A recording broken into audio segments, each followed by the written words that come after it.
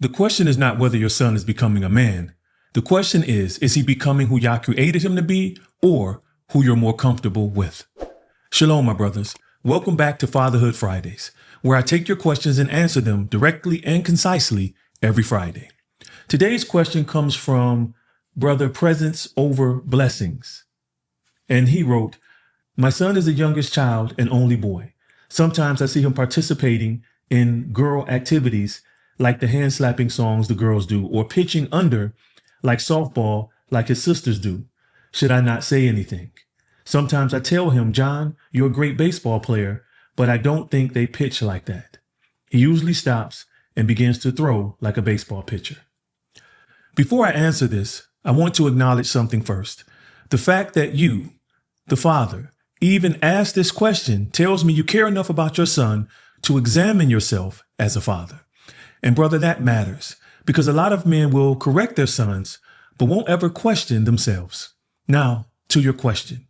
I want to handle it with clarity and not culture, because what you're feeling as a father is not new.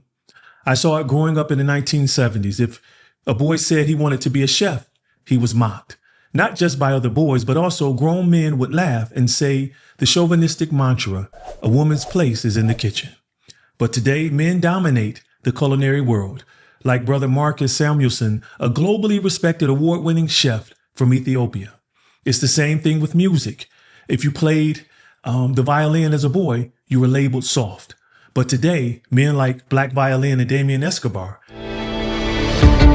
have taken classical music and fused it with hip-hop, expanding the culture. Mind you, while still standing firmly in their masculinity. Even the phrase, act like a girl, something many of us have heard growing up, is not just outdated, my brothers, it's degrading. Because I know women who train in MMA who could physically dominate the average man in a fight. And if we go back in history, my brothers, you have women like Harriet Tubman with a firearm in one hand and fire in her spirit, risking her life repeatedly to free slaves while being hunted. The point is this, my brothers, and my brother who posed this question. What we once mislabeled as feminine was often unfamiliar to males who were not comprehensive men. So today, the real question is not, is my son acting like a girl? The real question is, am I projecting my fears onto my son? Now let's delve deeper. Psychologically, a boy's identity is not just shaped by what you teach him, but also by what you correct him in repeatedly. Every time you subtly say, "That's not how boys do it, son," he doesn't just adjust his behavior. He begins to question his own instincts, his identity, and how he is seen in his father's eyes. And over time, brothers, that creates what psychologists call conditional acceptance. I am loved when I perform correctly. And as men, we know exactly what that feels like. But when that belief settles into your son's heart, he stops exploring, brothers. He stops expressing, and eventually he stops becoming the man Yah created him to be. Ephesians chapter 6, verse 4 speaks directly to our role in this. Fathers, do not provoke your children to wrath or anger, but bring them up in the training and instruction of Adonai.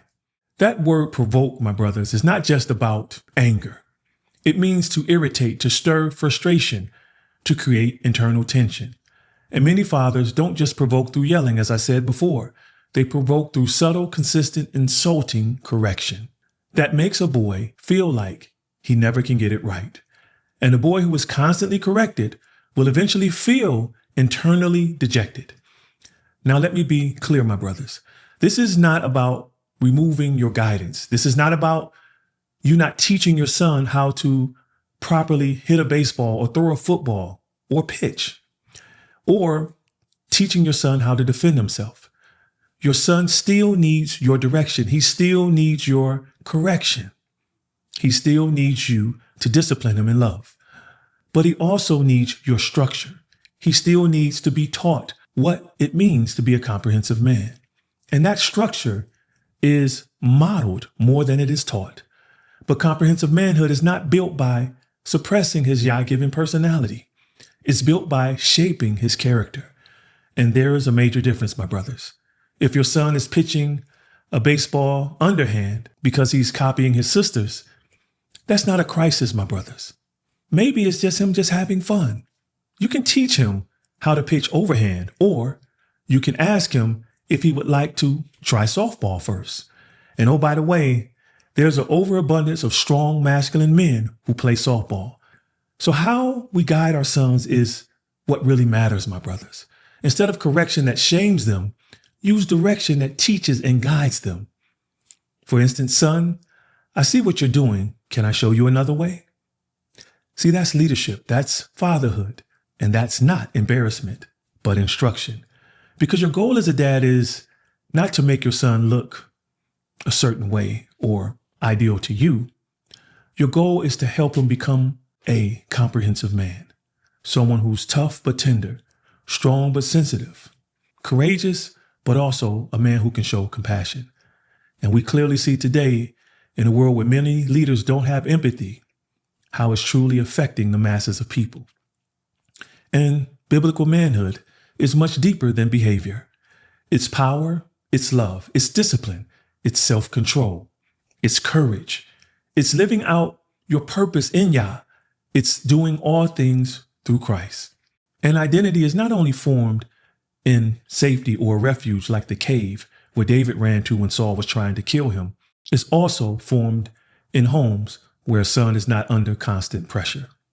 In full transparency, I had to restrain my pride at times while raising my son. And I chose empathy many times while he was growing up. There were moments I wanted to push him to perform like the other boys, especially because he deeply wanted to be as athletic as they were. But his coordination just wasn't there yet. And my love for him would not allow me to pressure him into performance at the cost of his confidence. So I remained patient throughout his journey. And today, my son is a strong, upstanding young man. Truly an amazing blessing. And I'm so thankful I was to him what I wanted my father to be to me. Every boy, whether he says it or not, wants one thing from his father, and that's approval. If he feels that you are always measuring him, he will either shrink or perform. And brothers, we know what a life of performance looks like and feels like. Hence why so many of us utter the phrase daily, I'm tired. But if your son feels that you see him regardless, like Kobe Bryant's parents did when they freed him from the pressure that he has to perform and gave him the freedom to fail, he decided that he would be great. And that's the same thing with our sons. When they feel that we see them regardless, they grow. Proverbs 22:6 says, train up a child in the way he should go, not in the way we want or he wants, not in the way that we expect them to grow, not in the way culture demands, but the way of Yah. Your son is not your project, my brothers. He is your blessing. And if you mishandle that blessing, you don't just shape his behavior or misshape his behavior. You shape how he sees himself as a boy, and maybe for the rest of his life. So fathers, before you correct, ask yourself, am I raising up my son in the training and instruction of the Lord, or protecting my own image? Because one builds a man, the other breaks one. As always, I truly hope this message encouraged you. If you want to be notified when I upload a new video, specifically a Fatherhood Friday, click the subscribe button below and turn on notifications. Until next time, my brothers, keep growing, keep building, and keep striving to be the comprehensive father your children need. Shalom.